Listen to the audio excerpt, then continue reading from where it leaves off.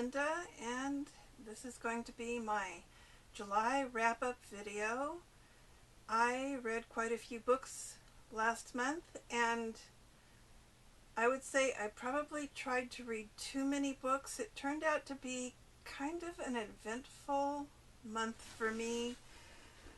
Some bad things happened, like a dear family member passed away unexpectedly, and also a dear friend of mine is in the hospital, which is not a happy thing. And then also, I guess some good things happened. You could say good because I'm making progress on getting my van converted into an RV, a small RV, and I had to make some out-of-town trips to get that done. So those are the things that have been on my mind this past month, plus there was a heat wave, and that kind of slows me down too. So I didn't get as much reading done as I intended to, but I did finish some. Well, let's talk first about the audiobooks. I started the month by reading Roughing It by Mark Twain. At one point I wasn't sure if I was going to finish it. I was really kind of offended by one particular chapter in there, which was about the Native Americans, and other than that, the book was pretty much okay. There were some things said also about the Mormons, which I don't think would be something I would say in a book, but at the time it was the 1850s, and Mark Twain was traveling in Nevada and California, and I don't suppose he ever anticipated that 150 years later people would be reading this book. Like, even the Native American tribe that he referred to is still there, and I'm sure they have read this book, and it's pretty offensive. Maybe I didn't understand it right. I keep thinking, did I not understand that right? Because I know Mark Twain has also been accused of racism in other ways, like with blacks, but he did go to a lot of trouble also to help black people and to show that he wasn't racist. So I really don't know where he stood, but I think it was chapter 16 of the book was not good. And the rest of the book was good because, well, I just like history. I like that era of history. I like learning about it. And he had some wonderful descriptions in there, especially of Lake Tahoe, which is my favorite lake in all the world. And so I read it because I wanted to know the history, but I did not like what he said about the Goshutes Indians at all. That was very upsetting to me. So the next book that I read by audiobook was Season of the Witch. It is about the history of San Francisco between 1969 and 1982, and I happened to live in San Francisco at that time in the early 70s, so I found a lot of what he said to be very interesting. There were things that I could relate to, things I had personally experienced. The subtitle of the book is Enchantment, Terror, and Deliverance in the City of Love. And I really liked the enchantment part, which was the very beginning of the book, and the terror part, not so much, of course, because who likes terror? At least I am not one of those people that goes out of my way to read horror books or anything like that, but it was a pretty good analysis of things that had happened in San Francisco in the 1970s. And then the Deliverance part of the book really fell through for me. I did not agree with his definition of deliverance at all. And if you want to know more about what that was about and how I reacted to it, please go look at my review over at Goodreads. I will put it in the description of the video here on YouTube. So after that, I read one more audiobook. I like to say I audio read it. I read The Lost City of Zee which is a history of exploration of the Amazon back around the early 1900s. And it centered on one particular explorer. His name was Percy Fawcett. He went to the Amazon numerous times to explore on behalf of the historical, let's see, I can't even remember the name of it, like the Historical Geographic Society of Britain. And sorry, I'm stumbling here, but bad memory. Anyhow, he went over there to the Amazon to explore numerous times, and on his final visit to the Amazon, he took his son, a very young man, and his son's best friend as traveling companions, and all three of them disappeared in 1925. And ever since then, people have been exploring the Amazon to try to find out what happened to Percy Fawcett and his traveling companions. And so a lot of those people disappeared or they died. It was a really inhospitable region. There were tribes of natives there that were not hospitable. And so it's a great mystery. And the author of this book, David Grann, who also wrote Killers of the Flower Moon, which you might remember was an award-winning book just a few years ago. And so this was back around 2005, I would say, because the book was published in 2009. So around 2005 or so, he decided that he was going to go over to the Amazon himself to try to find out what happened to Percy Fawcett. So, brave man, considering that so many other people died or disappeared trying to do the same thing. Interesting book. I recommend it.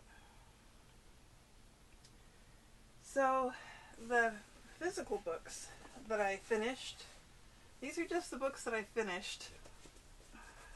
The first one, of course, was Ramona's World. I finally finished the entire 8-book series. Really loved it. Great juvenile fiction. And then also I finished Hawks Hill, which was a Newbery honor book, but I really did not like this book. It was written by Allan W. Eckert, who was a naturalist, and he wrote this book for adults, but for some reason the Newbery Committee picked it as an honor book because it had a 5-year-old protagonist in it, and there was just a lot of graphic explanations of animals either being hurt by human beings or being hurt by each other, you know, killing each other, eating each other. It was just awful. I hated it. But anyhow, glad I got it done because I'm trying to read all the books on the Newbery list.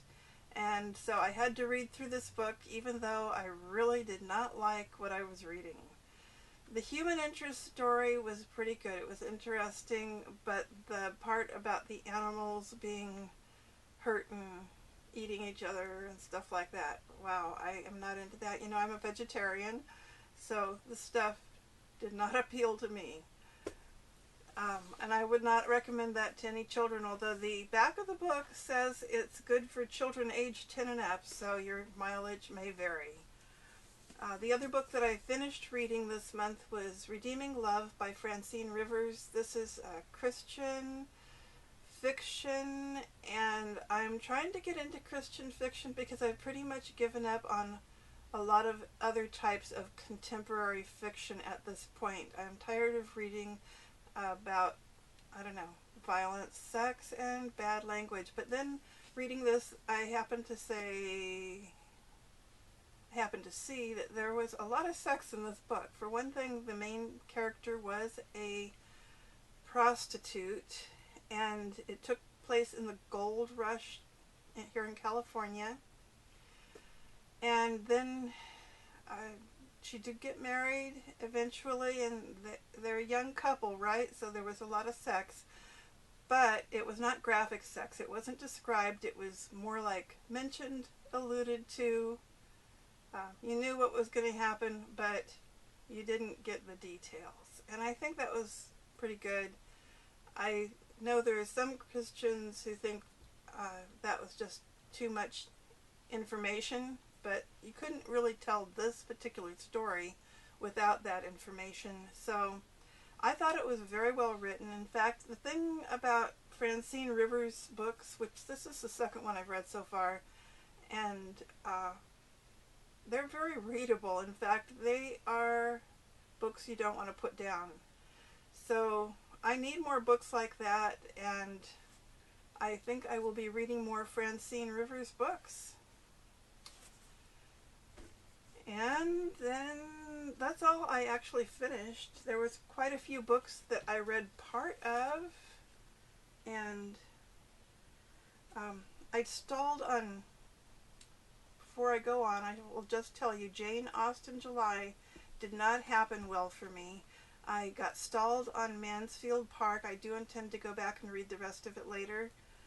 I did not even get to Jane Austen's letters, which I had intended to read. And another book that I didn't even start is California Gold, which was chosen in the booktube spin, and I do plan to read it. I just wasn't going to read it this month because there was just too many other things happening in my life. And so hopefully I'll get started on that and have it finished sometime in August or September. So the books that I read part of, well, The World Rushed In, The California Gold Rush Experience. I'm in the last chapter. I'm real close to the end of the book now. I love the book, but I just had so many other things to do, I did not finish it this month. And then The Barbary Coast, which is the other one that was chosen in the booktube spin. I read 4 chapters, and I'm enjoying the book. I will continue to read it. The Stammering Century. This one's really hard to read. So it's not a page turner, that's for sure, but I plan to continue reading it. I think I'm maybe 2 or 3 chapters in. That is all. And then The Power of a Praying Woman by Stormy Martian. I've been reading this since June. It was the June book of the month for a group that I joined over on Goodreads called Sisters in Christ Book Club. And I want to keep up with their books. However, I'm going through this one really slowly, and I like it. I just did not do it daily. And then, while I'm talking about Sisters in Christ Book Club, I'll say the July book for that club was Hind's Feet in High Places by Hannah Hernard. And I have been reading this. It's a great book. It's an allegory, and I will finish it. I'm just not quite there yet. I'm close to the end. While I was reading this book about Hannah, written by Hannah Hernard, I noticed that she had written other books, and I found one of her nonfiction books on archive.org, and have been reading that. It is called God's Transmitters, and I am not done with it yet. I have actually decided to stall on it for a while because I've got so many other books in progress right now. So another book that I have still in progress is Valley of Little Rivers, which is a local book about Southern Oregon life, about the 1850s, and so the characters in there are gold miners and their families, and some Native Americans, and the U.S. military is also in there too. So I will continue to read this. I'm sort of a little bit more than halfway through at this time. And then I also started reading All 13, which is a Newbery Honor book for 2021, and it's for the challenge I've been doing, which is called the Newbery Variety Challenge over on Goodreads. This is the very last book that I have to read for that challenge, so I'm going to continue reading it. It's actually pretty interesting. It's got a lot of photographs in here, like almost every page. 13 people, most of them teenagers, were trapped in a cave in Thailand, and this is the story of what it took to get them out of that cave. So another book I started reading but did not finish, Falling Up by Shel Silverstein, which this is actually a lot of fun. I've been reading it out loud to myself. We have here a lot of very short and amusing poems for children. So a lot of fun. This book actually makes me laugh when I read it. I'm about 50 poems into it right now. And I started another book that a person locally handed this to me when we were at the post office because they're having a women's Bible study here in town, Discovering the Joy of Jesus by Stonecroft Ministries, and it's a guide to the Philippians. And so I am trying to read along. However, I have not made it over to the Bible study yet, which I regret, but you know, I haven't been to any in-person local Bible studies in a long time because of COVID, and I'm having a hard time getting myself to start again. And I do have an online women's Bible study that I have been attending through a church in Albuquerque, of all places. It's a Calvary Chapel, Albuquerque. They have connect groups, so I've been going to one of their connect groups as a women's Bible study opportunity during the COVID social distancing time of our lives. And so yeah, I think that is all I want to report on. There's one more book, Think Thin, Be Thin. I'm still working on this. This is 101 Psychological Ways to Lose Weight. The very short sections. I mean, in a day you just read like 2 pages here. That's the whole thing. So no hurry on this, and I have so many books to read right now.